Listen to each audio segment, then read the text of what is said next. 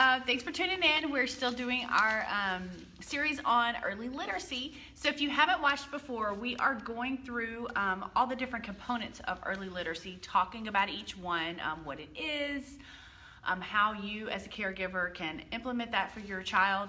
So last week we talked about print motivation, and this week we're going to talk about the second one, which is print awareness. So there's 6 total, and like we've said every week, if you have something about early literacy, you have a question, you have something you would like us to cover, please let us know in the comments below. We're happy to cover other things besides just this. We want to kind of educate people as much as we can about early literacy. Early literacy is so important. I mean, we really need to get to the kids now. Even little babies, you can read to them, talk to them, sing to them, teach them nursery rhymes, just keep them engaged. So that's super important. But we're going to talk about print awareness today. And what that means is print awareness is the understanding that print on a page has a meaning. Little children, when they're looking at a page, may not realize that there's just a bunch of letters on the page. So it's up to us to show them that each one of those letters make up a word. Each one of those words make up a sentence, and the sentence and the words have meaning. They need to know that books contain letters and words. And they also need to know that what are books used for? What is print used for? Books are used for fun, but they're also used for instruction. You know, if a child sees his dad working on a car, he may be using an instruction manual or those kinds of things. So there are lots of uses for books. Cookbooks. A child can see you in the kitchen. You're cooking and you're looking at a recipe. So kids need to know, children need to know how important books are in our lives. And print awareness is a child's earliest introduction to literacy. Even young children with print awareness can understand that print has different functions. You can take a child to a restaurant and he's going to see print on a menu. Or if you go to the store and you make a grocery list, the child will see you following a grocery list to buy the items that you need. And this is one of my favorites, and kids are really good at this. Billboards. They can spot a billboard a mile away, and they learn, like my little grandson, there's a particular lawyer, and he would recognize that right away, and he would say the guy's name, which is good promotion for the attorney. But he recognized that, and he recognized the man's face, but he also knew that the man's name was on the billboard too. So it's really, really important to make sure that kids understand what that print means. Yeah, so print awareness is understanding that print is organized in a specific way. So if you're looking at a book, you know, we read left to right. We read top to bottom. Children, the more they're read to, they become aware of how print works in a book, on a paper, things like that. It's known that words are made of letters and spaces between the words. So I'm going to show you something. So if you look at this, you know this is hieroglyphics. So you know that these symbols on this page mean something, but you have no idea what they mean. And that's print awareness. I know that this says something, but it's not a language I understand yet. I don't know these symbols yet, but I am aware this means something. This says words. And that's print awareness for a child. And it's really important that learning how a book works, learning that left to right, top to bottom, the more they understand, you know, how print works, that's going to help them be ready for those later literacy skills, actually learning to read. So they see print in alphabet books. We talked about in signs, books, mail, labels, everywhere. Once they start looking at those books and realizing, hey, these letters, these symbols mean words that we say, they notice them everywhere. Then, oh, that's on the mail too. Oh, I've seen those on this sign. I've seen that on the billboard. They start to notice that these symbols are everywhere, and those symbols mean words. So that's important. So the ability to understand how print works, it doesn't happen by magic. It happens because we as caregivers, we do have intervention, and we show the child. We point out letters as we're saying them. We point out features of books. When we're reading a book, we show them which way it's moving. We point at a word and we say a word. They don't just learn this magically. We play a part in that for sure. So, and the more children are read to, children who are read to regularly, they start to engage in word games. And then later, that becomes more formal reading instruction. They start to learn things like what a period on a page means, or punctuation marks. They start to learn the difference between a capital letter and a lowercase letter. They start to recognize some words in print look longer. The more letters, maybe they just start to recognize more things about the print in a book. And it all kind of, the pieces start to go together, and it starts to make sense. Even in those early literacy days, they're not ready to read yet, but early literacy it's an important step in the reading process. And early on, a lot of times children will look at pictures and tell the story. And that's another facet of early literacy that we'll talk about later. But I wanted to show this book. This is a predictable book. This is the same words over and over. So if you want to get the child interested in reading and being able to read back to you using narrative skills, this is a really good one to start with. And I'm not going to read the whole thing, but a child could figure this out. So it's called Good News, Bad News. And so it's several pictures of things that are good news. So this is good news. And then this is bad news. And that's all that's said throughout the book. So you can imagine as you're sitting and reading with a child, about 2 or 3 pages in, with a preschooler probably, he or she'll catch on and start saying good news, bad news with you. So, because that's all that's said. And the way they do that is they start making that connection that these letters mean words. And these words mean something.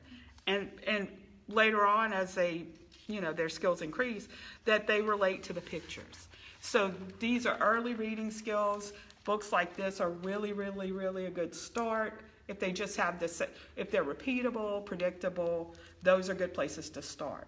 And I'm going to show you one it's not that it's a bad book, but it's not good for early reading. It's not good for early literacy because it's sort of like a comic book. And even though kids like these types of books, and they're good for probably a little bit older reader, a little bit more successful reader maybe, but it's like cartoons, so it doesn't follow that pattern of left to right and top to bottom. You have to sort of read all over and be able to distinguish the story like that. So I wouldn't start, just me, I wouldn't start with a book like this, but and later on there'll be a place for this because a lot of children really, really relate well. This is sort of like a graphic novel type format. So I wouldn't do this with an early reader. I would get large print, very few words on a page to start out because you don't want the child to look and feel overwhelmed. Yeah, and we want to follow those rules, those left to right, those top to bottom, so that they're learning those skills. I know we, in the library, people sometimes will say, oh, that's not a good book for that.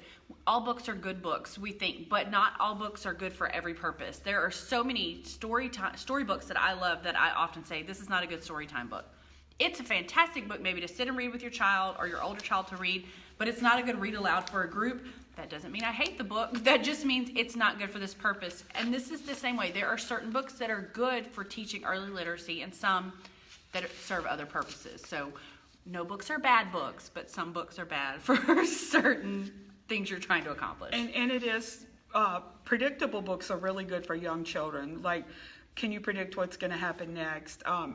That's a real good way to keep the child engaged because it's really, for a small child, it's sometimes hard to keep them sitting still for a certain amount of time. So, and then use different voices. Like I'll never forget my grandmother used to read me Little Red Riding Hood, and she did the grandmother, and she did the wolf and that kind of thing. And I would just get so excited when she would make those voices.